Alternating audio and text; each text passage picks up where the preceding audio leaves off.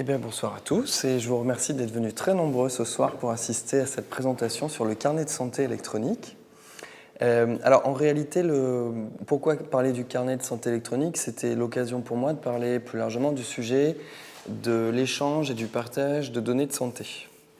Puisque dans la réglementation sur la protection des données, vous savez qu'il y a des dispositions qui prévoient quand on collecte et quand on traite des données à caractère personnel, des informations qui directement ou indirectement peuvent identifier une personne physique, un nom, un prénom, une adresse, une photographie. Il y a des règles qui s'appliquent. Un professionnel qui veut mettre en place des traitements de données, il doit respecter un certain nombre de grands principes. On dit documenter sa conformité, c'est-à-dire il doit se constituer une documentation qui va expliquer ce qu'il entend faire avec ces données, quelles sont les finalités qui sont définies dans une fiche qui va identifier chaque traitement qui sera mis dans un registre. Il doit respecter des obligations de fond, comme des obligations d'information des personnes, de sécurisation des données, etc.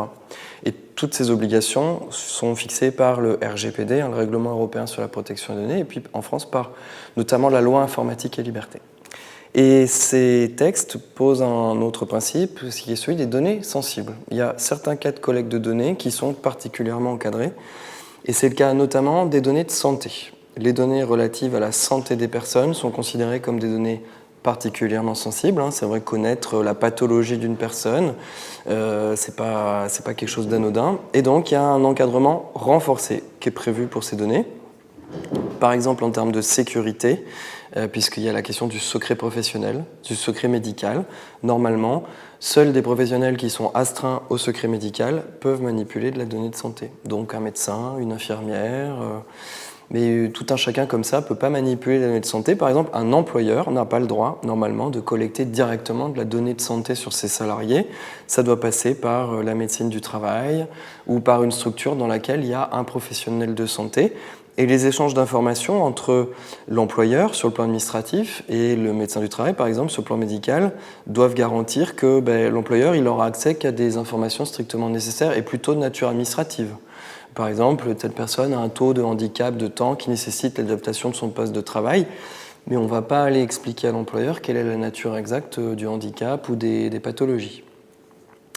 Donc ça, c'est la réglementation sur les données de santé, sachant que, je ne l'ai pas dit, mais le principe qui est prévu dans le RGPD, c'est que la collecte de données sensibles, santé, vie sexuelle, origine ethnique, opinion philosophique, politique, syndicale, les données biométriques, les données génétiques, toute cette liste fermée de données dites sensibles qui sont listées dans le RGPD, la collecte est interdite par principe. C'est le premier principe de protection. Mais il y a tout un tas d'exceptions. Et s'agissant des données de santé, évidemment, notamment dans l'environnement médical, on a le droit de collecter de la donnée de santé sans même demander l'accord de la personne. Si moi je vais chez mon médecin, il va avoir très probablement aujourd'hui un logiciel de gestion de cabinet, donc il a informatisé le suivi de ses patients. Il y a mon nom, mon numéro de sécurité sociale, mon adresse, et puis tout le suivi de mes comptes rendus de visite, donc des données de santé. Et il n'a pas besoin de mon accord pour ça. La loi considère que ça fait partie de son métier et c'est couvert par le secret professionnel. Donc ça, c'est le premier point, c'est dire qu'il y a un régime juridique particulier qui s'applique aux données de santé. Le deuxième point, c'est qu'en face, il y a des besoins d'échange et de partage de données pour un certain nombre de finalités. La crise du Covid a montré notamment que le fait que les données de santé, les bases de données de santé soient très isolées les unes des autres, c'est-à-dire le médecin libéral, dans son cabinet, il a des informations sur le patient. Vous allez dans un cabinet de radiologie, ce cabinet, il détient l'historique de vos radios. Vous allez faire des prises de sang dans un labo, ils vont garder les traces de vos résultats sanguins. Vous allez dans une pharmacie, vous donnez vos ordonnances, le pharmacien, lui, il aura la liste des prescriptions qu'il vous a données. Le problème, c'est que tout ça est isolé, c'est pas connecté. Et la réflexion qu'on se fait depuis assez longtemps, depuis plus de 20 ans, c'est de dire qu'il faudrait interconnecter ces informations, ça peut avoir du sens. Et la crise du Covid a montré que ça peut avoir du sens, par exemple, en termes de qualité des soins, parce qu'en fait, le fait que toutes ces bases soient isolées et que notamment la sécurité sociale ou d'autres structures de santé publiques n'y aient pas accès, fait qu'on a du mal à cibler des populations à risque. L'assurance maladie le fait déjà, hein. Quand vous êtes suivi par un pneumologue, par exemple, ce qui est mon cas, tous les ans vous recevez un bon pour aller vous faire vacciner contre la grippe, parce que vous êtes considéré comme une personne plutôt à risque, et donc il faut vous faire vacciner. Mais dans le cadre du Covid, si toutes ces données de santé collectées par ces différents professionnels avaient été mutualisées et accessibles par certaines autorités publiques, on aurait peut-être pu plus facilement identifier des personnes à risque qui étaient prioritaires sur des visites auprès du médecin, prioritaires pour la vaccination quand la vaccination est arrivée, etc. Et ces infos, on ne les avait pas. Et de la même manière, on s'est aperçu pendant le Covid que la connaissance, l'accès à toutes ces données de santé, c'était utile pour la prévention des épidémies, les anticipations, etc.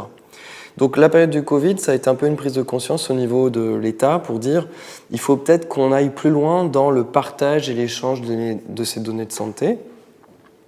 Outre le fait que pendant le Covid, il y a des opérateurs privés qui se sont mis sur le créneau. Je ne sais pas si vous vous rappelez, mais il y avait notamment Apple ou Microsoft qui proposaient aux gens des services pour visualiser les phénomènes épidémiques en France, etc. Et comment faisaient ces opérateurs ? Ils collectaient des données de santé auprès de tous leurs utilisateurs. Et en fait, la question qu'on s'est posée à ce moment-là, c'est l'informatisation de la santé, elle est inéluctable. Elle va se développer beaucoup. Est-ce que cette informatisation, on veut la laisser à la main d'opérateurs privés et a priori beaucoup d'opérateurs américains, avec la question de savoir où les données de santé vont être hébergées, comment est-ce qu'elles vont être utilisées, ou est-ce qu'on ne veut pas une informatique de santé un peu plus régulée, un peu plus normée et un peu contrôlée au niveau français et européen. Voilà.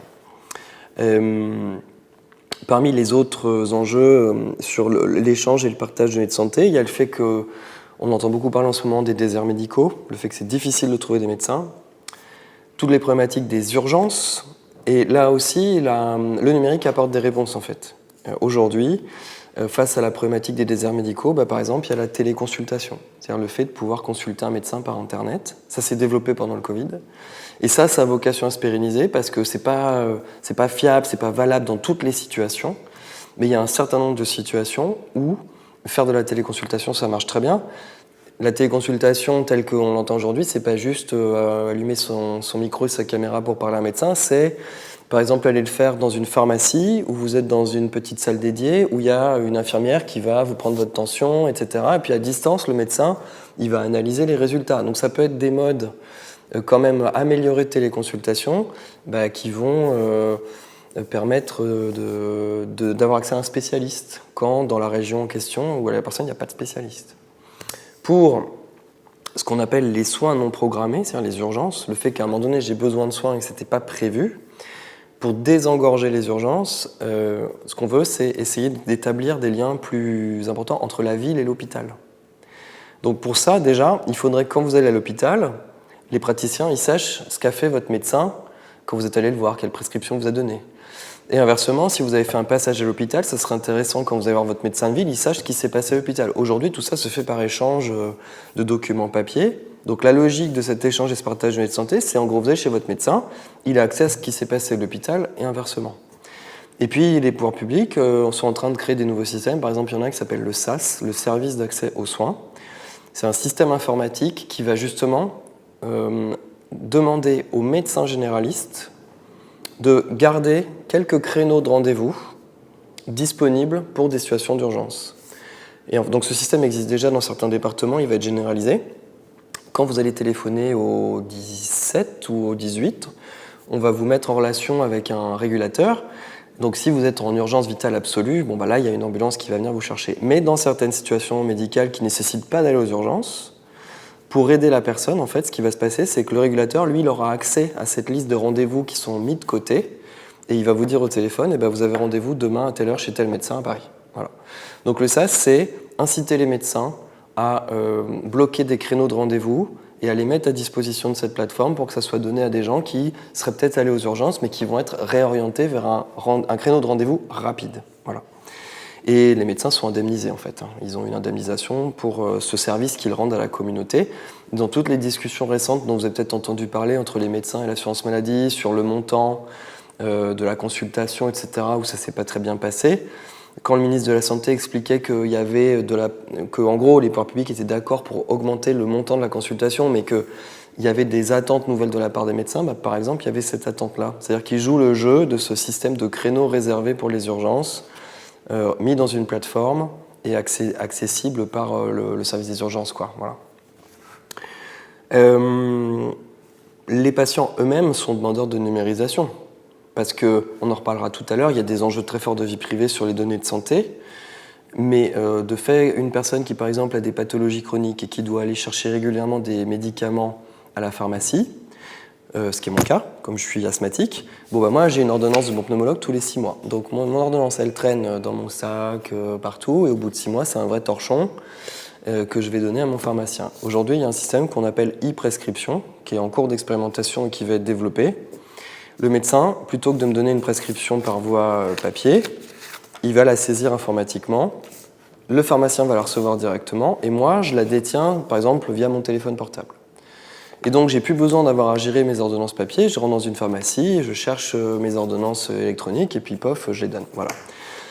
Ça ne sera pas obligatoire. Si on veut rester sur du papier, les gens auront le droit de rester sur du papier. Mais c'est quand même dans l'air du temps de passer sur ces outils numériques. C'est même dans les pratiques aujourd'hui de beaucoup de patients.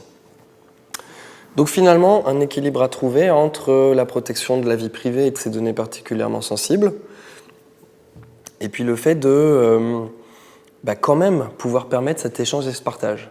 Et cet échange et ce partage, plus on l'élargit, plus on peut se dire que ça peut poser des risques en termes de vie privée. Donc il y a un équilibre à trouver entre protéger, sécuriser les données et éviter qu'elles soient trop partagées, et puis les ouvrir quand même un petit peu. Et moi je suis magistrat, actuellement détaché dans une structure qui s'appelle l'Agence du numérique en santé.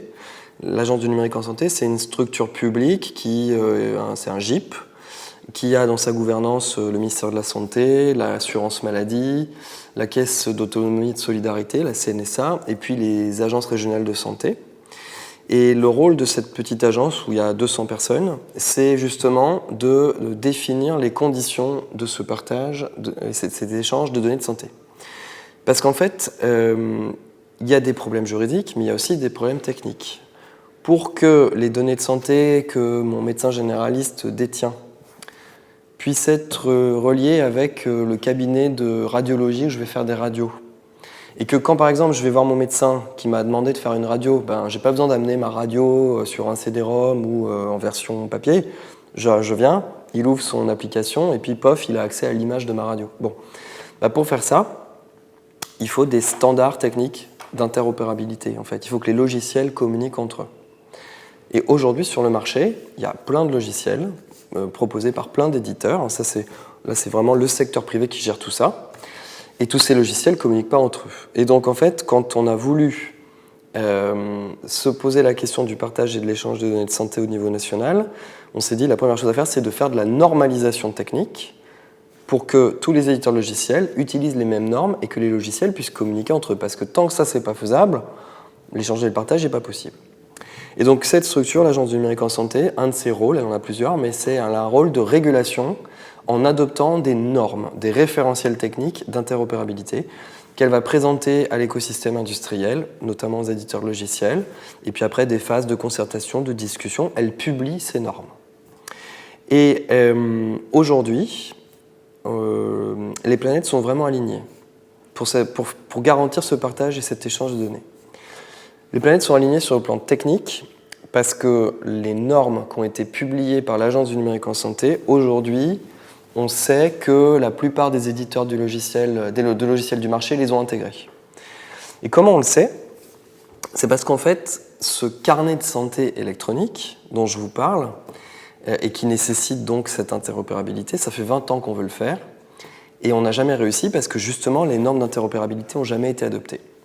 Donc il y a 2 ans, on a décidé, dans le cadre du Ségur de la santé, donc c'est un grand plan financier sur la santé qui est post-Covid, alors qui avait plein d'aspects d'augmentation de la rémunération de certains professionnels de santé, des infirmières, etc.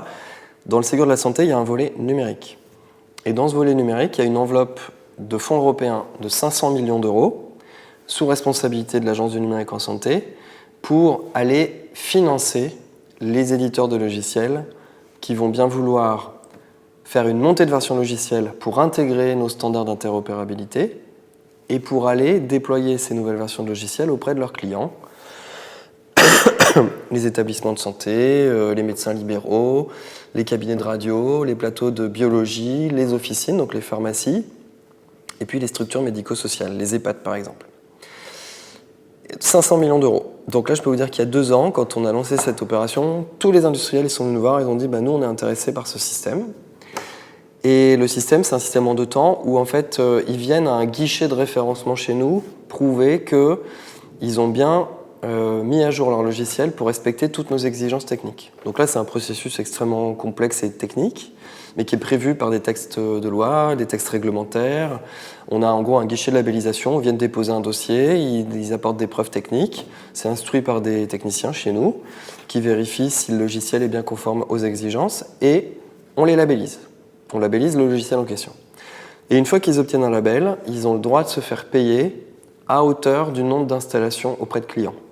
Donc en gros, l'éditeur de logiciel, on labellise un éditeur de logiciel. On fait ça, on dit par couloir, par typologie de logiciel. Donc il y a un couloir qui est ce qu'on appelle les LGC, les logiciels de cabinet. C'est les logiciels des médecins de ville. Il y a, on va dire, peut-être 15 éditeurs de logiciels qui proposent aux médecins de ville un outil de suivi patient. On a réussi à référencer quasiment les 15. Voilà. Et dans tous les couloirs comme ça, hôpital, clinique, on a référencé en 2 ans quasiment tout le marché. Donc c'est une super nouvelle sur le plan technique, parce qu'on sait qu'à moyen terme, ces logiciels ils vont être implémentés chez tous les professionnels, dans tous les établissements, et que donc techniquement, cette interopérabilité, enfin, elle va pouvoir se faire. Et là, au bout de 2 ans, on commence à payer les éditeurs à hauteur des installations. Ils ont jusqu'au 20 septembre pour faire les installations. Et pour vous donner un ordre de grandeur, on a référencé près de 150 solutions logicielles, donc ça couvre à peu près tout le marché. Et sur le couloir médecine de ville, il y a plus de 50 000 médecins qui ont accepté de signer un bon de commande à 0 € auprès de leur éditeur pour bénéficier de cette mise à jour logicielle. Donc 50 000 médecins de ville, c'est plus de la moitié des médecins de ville. Donc normalement, on va dire fin 2023, là, il y a 1 médecin sur 2 qui va être équipé d'une solution interopérable. Dans les hôpitaux, c'est plus de 90% qui vont être équipés. Donc on a des taux d'installation qui vont être normalement très importants. Donc l'interopérabilité, ce qui n'avait jamais marché, demain, ça devrait fonctionner. Premier alignement des planètes. Deuxième alignement des planètes, juridique. Parce que jusqu'à présent, les règles de droit étaient très restrictives. Je vous donne 2 exemples. Pour faire ce chaînage de données, il faut des identifiants de patients. Et le seul identifiant viable, c'est le numéro de sécurité sociale. Or, jusqu'à une période récente, la CNIL refusait que le numéro de sécurité sociale devienne l'identifiant de santé des patients. C'était interdit par la loi parce que le numéro de sécu est un numéro un peu sensible qui peut permettre de faire des interconnexions. Et donc la réponse de la CNIL depuis 15 ans, c'était de dire vous ne pouvez pas utiliser cet identifiant pour faire du chaînage entre ce que le patient y fait à l'hôpital, ce qu'il fait chez son médecin libéral, etc. Et cette contrainte-là faisait que c'était compliqué. En 2016, la loi a été changée pour dire que le numéro de sécurité sociale devient l'identifiant du patient, dans certaines conditions de sécurité. Et cet identifiant s'appelle l'INS, l'identité nationale de santé, mais en fait c'est un dérivé du numéro de sécurité sociale. Donc on a réglé ce problème juridique. On a réglé un deuxième problème juridique qui était que le carnet de santé électronique dont je vous parle, ce qu'on appelait avant le DMP, le dossier médical partagé, la loi prévoyait qu'il ne pouvait être ouvert qu'avec l'accord du patient. Et on s'est dit, si on attend que chaque Français vienne donner son accord, on peut attendre longtemps. Parce que de fait, le dossier médical partagé, il existe depuis quelques années, mais il était très peu alimenté parce qu'il n'y avait pas d'interopérabilité. Et puis très peu de Français en disposaient, parce que très peu de Français s'étaient manifestés pour dire « moi je veux avoir un carnet de santé électronique ». Donc il y a 3 ans, on a changé la loi pour dire, le principe c'est tous les Français auront un carnet de santé électronique, sauf s'ils s'y opposent. Donc on a renversé le principe. Il n'y a pas besoin de l'accord de la personne. Chaque personne qui ne s'est pas opposée, on lui ouvre un carnet de santé électronique. Et cette phase d'ouverture de carnet de santé électronique s'est faite l'année dernière. Et aujourd'hui, on a tous un carnet de santé électronique. Ça s'appelle Mon Espace Santé. Donc, si vous voulez regarder ce qu'il y a dans votre carnet de santé électronique, vous tapez sur un moteur de recherche Mon Espace Santé. C'est l'assurance maladie qui s'en occupe. Et avec votre numéro de sécurité sociale, vous allez pouvoir accéder à votre carnet de santé électronique. Alors, pour qu'il soit actif, il faut quand même que vous l'activiez. Donc, c'est assez simple à faire, c'est quelques manipulations. Et puis, du coup, vous allez pouvoir voir ce qui va tomber dedans. Alors, à date, il n'y a pas encore grand-chose, parce que je vous l'ai dit, les installations de logiciels interopérables, elles sont toujours en cours. La prochaine deadline, là, c'est fin septembre. Mais vous aurez peut-être la surprise, quand vous allez aller consulter votre carnet de santé, parce qu'il y a déjà des structures qui sont interconnectées, de trouver peut-être un compte-rendu de consultation, peut-être des résultats d'examen biologique, un passage à l'hôpital, vous allez peut-être le voir dedans. Voilà. Parce que le principe de ce carnet de santé, c'est que dedans vont venir s'accumuler tous vos comptes rendus de rendez-vous médicaux, tous vos résultats d'analyse biologique, radiologique, il y aura tout dedans. Vous pourrez vous-même mettre des documents dedans. Donc si par exemple vous avez des vieux résultats de biologie que vous voulez intégrer dedans, vous les scannez, vous pourrez les mettre dedans, il y a une bibliothèque qui est faite pour ça. Il y a une messagerie sécurisée de santé qui vous permettra de communiquer avec tous vos médecins. Donc une messagerie, actuellement les médecins pour communiquer avec leurs patients, ils utilisent Gmail, etc. C'est pas sécurisé. Donc là c'est une messagerie sécurisée dédiée de santé. Vous aurez ce qu'on appelle un store, c'est-à-dire vous aurez accès à des applications, si vous voulez installer des applications de suivi, j'en sais rien, moi de votre poids, etc. Enfin des trucs un peu ludiques entre guillemets. Et ça, c'est en train de se mettre en place en ce moment. Alors, pas de panique, si vous ne voulez pas avoir ce type de carnet, vous verrez dans les options, vous pouvez vous opposer, le truc va être supprimé. Si vous n'êtes pas opposé, le carnet de santé il va s'alimenter parce que le dernier principe qui a été fixé par les textes, c'est l'obligation pour les médecins d'alimenter ce carnet de santé électronique. Et ils n'ont pas le choix, les médecins. Ils vont avoir bientôt des logiciels interopérables et automatiquement, tout ce qu'il y aura dans ces logiciels va se déverser dans votre carnet de santé électronique. Pourquoi est-ce qu'on veut encore une fois faire cet échange et ce partage? C'est pour améliorer la qualité des soins. C'est vraiment pas normal quand vous allez chez un médecin qu'il ne sache pas qu'il y a 6 mois vous avez fait tel examen de biologie, que vous aviez tel résultat. Ça permet un suivi sur la durée. Voilà, plutôt que de faire des examens qui sont complètement perdus, qu'on ne retrouve jamais. Améliorer la qualité des soins, accessoirement faire peut-être des économies, parce que si un médecin voit que vous avez fait des examens de sang il y a 3 mois, il vous dira c'est peut-être pas la peine de les refaire. Et puis, toutes ces données, elles serviront à moyen terme à faire de la recherche. En fait, elles seront anonymisées, agrégées via des processus connus qui sont aujourd'hui gérés par l'assurance maladie, par une nouvelle structure qui s'appelle le Health Data Hub, qui est une structure qui est là pour faire de la recherche médicale. L'idée, c'est d'accumuler toutes ces données pour justement prévoir des épidémies, etc. Ce qu'on a beaucoup de mal à faire aujourd'hui parce qu'on a très peu de données accessibles. Dans ce carnet de santé électronique qui s'appelle Mon Espace Santé, vous avez des droits, il y a ce qu'on appelle des matrices d'habilitation, donc vous irez voir. Vous n'êtes pas opposé à l'existence de ce carnet, mais en revanche, vous ne souhaitez pas que tous les médecins accèdent à vos données, vous pouvez le paramétrer. Voilà. Vous pouvez le paramétrer pour que certaines informations soient accessibles, pas d'autres. Vous pouvez demander à votre médecin, parce que les logiciels prévoient que le médecin lui-même, il peut ponctuellement décider de ne pas envoyer des informations dans ce carnet de santé. Dans des cas particuliers prévus par la loi ou en opportunité, une jeune fille qui va faire un IVG à l'hôpital, elle n'a peut-être pas forcément envie, si elle est mineure, que ses parents, qui normalement ont accès au carnet de santé, le voient. Donc là, la loi prévoit que ce n'est pas envoyé dans le carnet de santé. Voilà.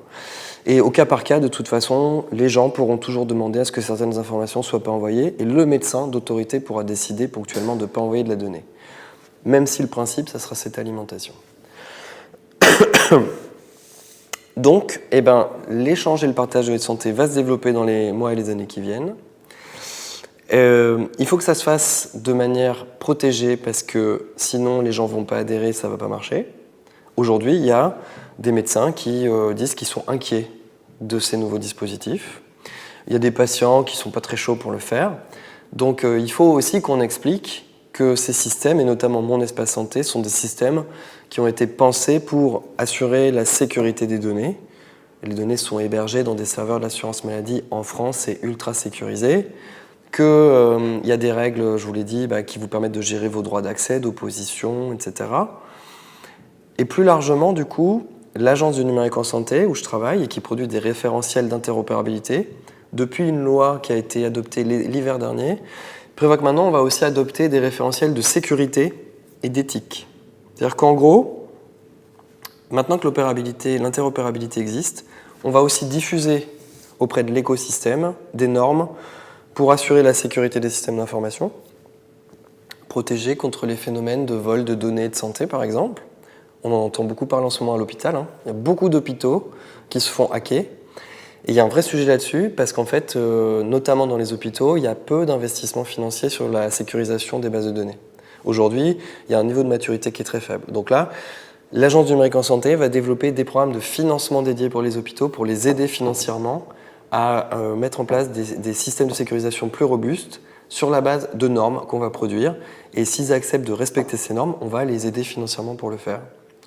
Et puis bientôt, on va produire des référentiels d'éthique. Donc l'éthique, c'est la protection de la vie privée et des données, mais c'est aussi, par exemple, toutes les questions environnementales, parce que toute cette informatisation, ça consomme beaucoup d'énergie, donc il faut quand même faire attention à ce qu'on fait. Les questions d'accessibilité au numérique. Pour moi, c'est facile d'ouvrir mon espace santé et de le gérer parce que je suis hyper habitué, et probablement pour vous aussi.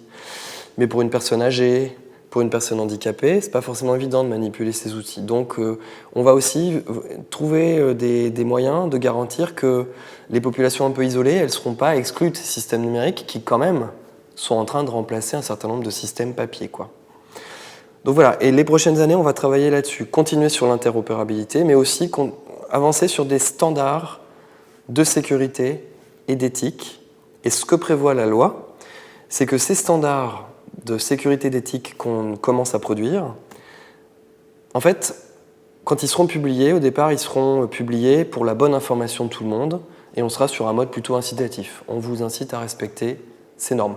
Quand je dis on vous incite, je parle des industriels, donc des éditeurs de logiciels, mais aussi des fabricants de dispositifs numériques, parce qu'il n'y a pas que les logiciels. Quand vous allez acheter un dispositif numérique pour, j'en sais rien moi, tester votre glycémie, si vous êtes, comment on dit, c'est quoi la maladie diabétique, maintenant c'est souvent des systèmes électroniques qui vous permettent de communiquer avec une appli, etc. Donc toutes ces normes là dont je vous parle, notre cible, c'est tous ces fabricants de dispositifs, tous les éditeurs logiciels, mais derrière, c'est les professionnels et les établissements. Ce qu'il faut, c'est inciter les hôpitaux, les cliniques, les médecins à prendre des logiciels qui soient conformes à ces standards. Donc, il y a une phase d'incitation, et puis après, ce que prévoit la loi, c'est que ces standards deviennent obligatoires. Et à compter de fin 2024, la loi prévoit que les référentiels qu'on aura publiés et rendus obligatoires par voie d'arrêté, par voie réglementaire, les industriels et les professionnels de santé qui ne les respectent pas, ils pourront être sanctionnés financièrement à hauteur d'1 million d'euros par infraction pour chaque industriel.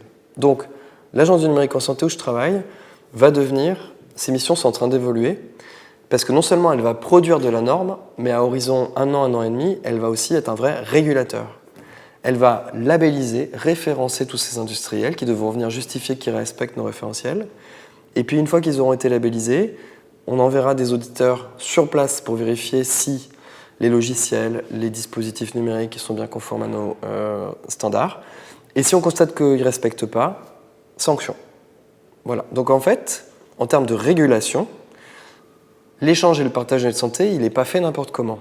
Il est fait sur la base de normes d'interopérabilité, mais aussi de sécurité et d'éthique. Cette régulation, elle est à deux niveaux. Ce qu'on appelle couramment le droit dur, c'est-à-dire les lois, les règlements européens. Donc là, j'ai parlé du RGPD, de la loi informatique et liberté, mais il y a d'autres textes qui existent en matière de protection des données, de sécurité. Au niveau européen, il y a de nouveaux projets de règlement qui sont en cours de préparation. Je l'évoque juste vite fait. Ce qu'on appelle le paquet données. Vous avez peut-être entendu parler du projet de règlement sur l'intelligence artificielle. Il y a un projet de règlement dédié sur l'espace européen des données de santé. Donc tous ces textes vont être adoptés dans les prochaines années. Et leur objectif, c'est exactement celui que je vous ai décrit là pendant 30 minutes. C'est comment, au niveau européen cette fois, avoir un espace qui permet l'échange et le partage de données de santé et qui permet aussi l'innovation. Parce que le fait de permettre, par exemple, à des startups d'accéder à des données de santé anonymisées, agrégées, ça leur permet de faire des études de modèles, de proposer des nouveaux logiciels, des nouveaux dispositifs numériques. Et là, l'idée, c'est que l'Europe ne soit pas à la traîne par rapport à ce que font les États-Unis, les Chinois, où la régulation est plus souple. Donc, comment permettre ce partage, cet échange d'informations, mais dans des conditions sécures, en respectant les données, en respectant la sécurité, etc. Donc tout ce droit dur, là, il existe et il est en train de se renforcer. Et puis le droit souple, les référentiels, les recommandations, c'est ce que l'Agence du numérique en santé produit notamment. Donc la régulation des données de santé aujourd'hui, elle existe. Et sur la base de cette régulation, eh bien, normalement, les données de santé ont vocation à être plus partagées dans les prochaines années, en espérant que ça réponde à ces enjeux d'amélioration de qualité des soins, de suivi du patient, de développement de la recherche médicale, et que ça ne portera pas trop atteinte aux données, qu'il n'y aura pas trop de risques, même s'il ne faut pas être naïf, les risques, ils existent. C'est ce vers quoi on se dirige. Et au CNAM, on évoque tous ces sujets dans un certain nombre de formations. Au sein de l'EPN 14, on a un cours, donc vous connaissez peut-être DNT 104, certains l'ont suivi, de droit du numérique, où on parle des règles de base, notamment du RGPD. On a un cours DNT 105 sur le métier du correspondant informatique et liberté. Et l'année prochaine, on ouvre de nouvelles offres, puisque au-delà du certificat de spécialisation de DPO qui existe déjà, on ouvre un nouveau certificat de spécialisation cybersécurité et RGPD, avec notamment l'ouverture d'un nouveau cours, droit de la cybersécurité. Il y a très peu de structures publiques qui proposent aujourd'hui un cours de droit de cybersécurité, où l'idée c'est de présenter sur un semestre, en présentiel ou à distance comme d'habitude, toutes les règles qui s'imposent à une entreprise, à une administration en matière de sécurité des systèmes d'information. Comment je dois documenter ma conformité, auprès de quelle administration je dois rendre des comptes, quand je suis une administration, quelles sont les spécificités, quand j'ai tel ou tel type d'activité, quelles sont les spécificités, qu'est-ce qui se passe au niveau européen, qu'est-ce qui se passe en matière de cryptologie, voilà, on va essayer de balayer tous les grands sujets juridiques, mais vraiment liés à la cybersécurité. Et vous êtes tous les bienvenus dans ce nouveau cours l'année prochaine. Voilà. Merci beaucoup. Et puis, si ce que je viens de vous dire vous inspire des remarques ou des questions, je suis toute oui. Moi, j'ai une question complètement idiote. Sur les portables, justement, iPhone, maintenant, tu sais, il y a le truc, il y a mon carnet. Et tu sais, qu'ils disent qu'en fait, il faut faire quelque chose pour justement qu'on ne le voit pas. Mais en fait, moi, je n'ai même pas utilisé, mais c'est quoi en fait? C'est la même chose ou c'est autre chose? Alors, sur ton téléphone, tu as des applications de santé. Et c'est autre chose que mon espace santé. Pourquoi? C'est parce qu'aujourd'hui, tous les opérateurs publics ou privés, en gros, aujourd'hui, il y a plein d'initiatives pour créer des applications de santé. Donc, il y a une initiative publique officielle qui est Mon Espace Santé, qui est accessible sur Internet par ordinateur ou par smartphone. Donc, tu peux tout à fait télécharger Mon Espace Santé sur ton téléphone. Mais il y a plein d'opérateurs privés, et notamment les gros opérateurs américains, qui te proposent, si tu le souhaites, des applications de gestion et de suivi de ta santé. De même qu'aujourd'hui, il y a des opérateurs français, Doctolib. On utilise pour beaucoup d'entre nous Doctolib pour prendre des rendez-vous, mais en fait, quand on a un compte Doctolib, on peut aussi y stocker des ordonnances, y stocker des... Voilà, et ça, c'est des initiatives privées. Donc aujourd'hui, en gros, sur le marché, il n'y a pas que le truc officiel Mon Espace Santé. Il y a d'autres dispositifs qui existent et qui ne sont pas illégaux, parce que sur le plan juridique, un opérateur privé a le droit de collecter des données de santé s'il te demande ton accord. Si tu as donné ton consentement pour que sur ton téléphone Apple, par exemple, tu utilises une application de santé, juridiquement, c'est bon. Voilà. Donc après, c'est un arbitrage, c'est-à-dire les pouvoirs publics qui proposent une solution publique, sécurisée, avec des données hébergées en France, mais il y a d'autres opérateurs qui proposent d'autres solutions. D'ailleurs, les opérateurs privés, ils râlent un peu en disant que l'État va un peu sur les plates-bandes du marché privé, et c'est pas faux. Mais c'est une volonté publique de faire ça. Et donc après, on verra si les gens vont aller plutôt sur Doctolib, sur Google, sur Apple ou sur Mon Espace Santé. Voilà. Et après, chacun se fera son idée et son opinion. J'ai une petite question qui prolonge ce que vous venez de dire. Dans les autres pays de l'Union européenne, est-ce qu'on s'inscrit dans la même démarche, c'est-à-dire pilotée par l'État, ou au contraire, c'est plus la liberté du marché? Alors, l'état de l'art dans les différents pays de l'Union, je le connais mal, mais deux éléments, c'est assez hétérogène, et il y a déjà des pays dans lesquels il y a des carnets de santé électroniques, soit publics, soit privés. Et le projet de règlement européen là, qui s'appelle Espace européen de données de santé, justement, il vise à mettre en place un carnet de santé électronique européen officiel. Donc là où nous, on est un peu en avance de phase en France, c'est que dans le cadre des discussions actuelles, il y a un principe qui est prévu dans le projet de texte, qui est le carnet de santé électronique européen, pour que, par exemple, quand je suis en voyage et que je suis malade à l'étranger, dans un pays de l'Union, les médecins à l'hôpital puissent accéder à mes informations de santé. Voilà. Là, il y a un projet qui est en cours là-dessus. Et de la même manière, ce projet européen, il prévoit un partage de données pour faire de la recherche. Parce que quand on a besoin de données de santé pour faire de la recherche sur, le diabète, c'est beaucoup plus simple d'avoir accès à un pool de données très important au niveau européen que d'avoir des petites bases en France, en Italie, à droite, à gauche, quoi. Voilà. Donc on va un peu vers une harmonisation, mais on n'ira pas vers une interdiction du secteur privé d'utiliser ces données, c'est pas ça. il y aura des mécanismes parallèles et puis chacun choisira ce qu'il veut utiliser. Mais ce qui est sûr, c'est que si par exemple toi tu utilises plutôt Doctolib ou ton truc Apple, ton carnet de santé officiel il va quand même se remplir. Voilà, puisque maintenant, je vous l'ai dit, sauf à ce que vous vous opposiez, le carnet de santé il va commencer à s'alimenter. Voilà. Et sur le plan médical, j'étais attentive au fait que vous disiez quand une adolescente ne veut pas que ses parents sachent qu'elle ait subi une IVG. Moi, je pensais qu'il fallait quand même l'autorisation des parents pour un acte chirurgical. Non, alors en fait, moi je suis pas très sachant, mais ça c'est dans le droit de la santé, c'est qu'en fait il y a certains actes qui concernent des mineurs. Donc le principe c'est que quand on est mineur, il faut l'accord des parents pour tout acte chirurgical, médical. Mais il y a des exceptions, qui ont été prises. Alors, je ne sais pas si c'est dans les textes, dans la jurisprudence, mais par exemple, quand les parents s'opposent à un acte chirurgical pour des convictions religieuses, etc., les médecins ont le droit de passer outre dans certains cas.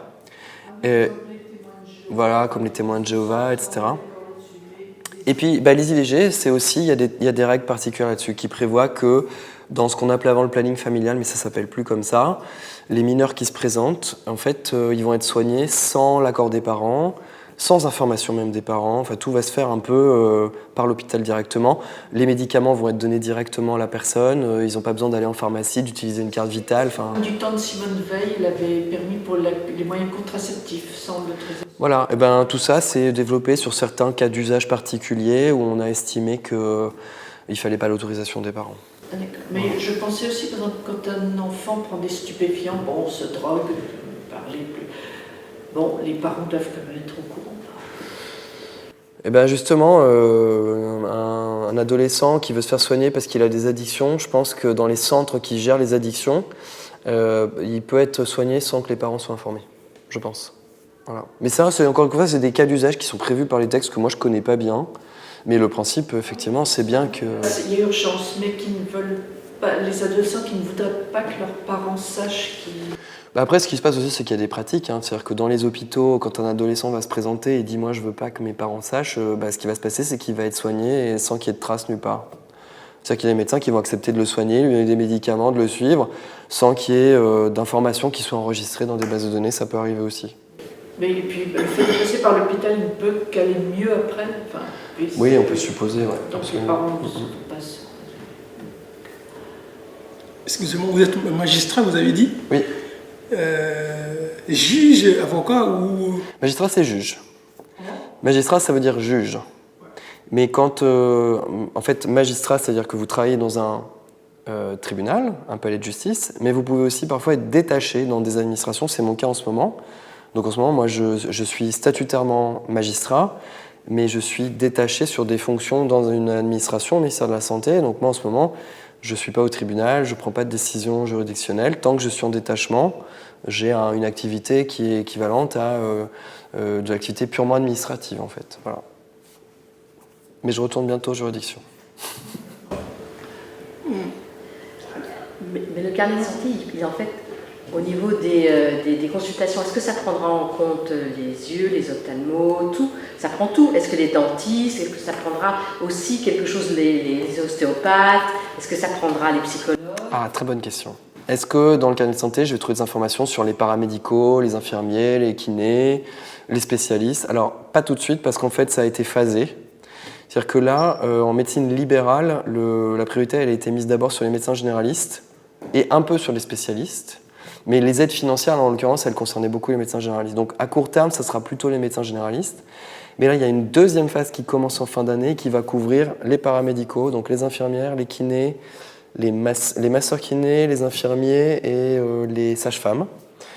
Et puis les médecins spécialistes. Donc à terme, la réponse, c'est qu'on devrait tout trouver dedans, mais on est sur du moyen terme. Donc encore une fois, franchement, ayez la curiosité d'aller regarder votre carnet de santé sur Mon Espace Santé.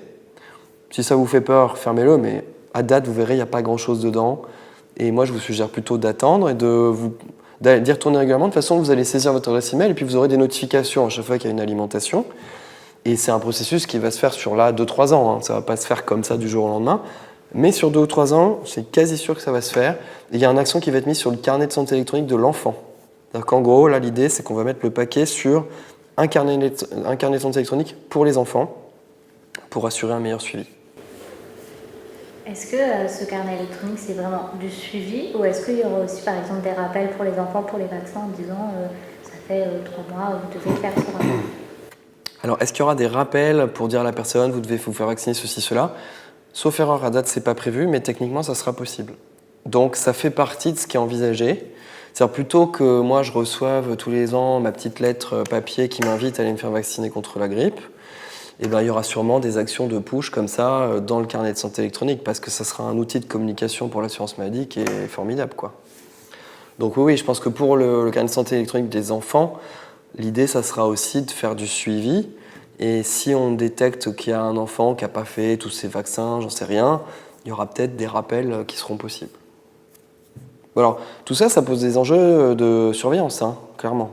Parce que là, c'est les pouvoirs publics qui auront accès, pas du tout les sociétés privées. Il est strictement interdit qu'un assureur, par exemple, ait accès à toutes ces infos.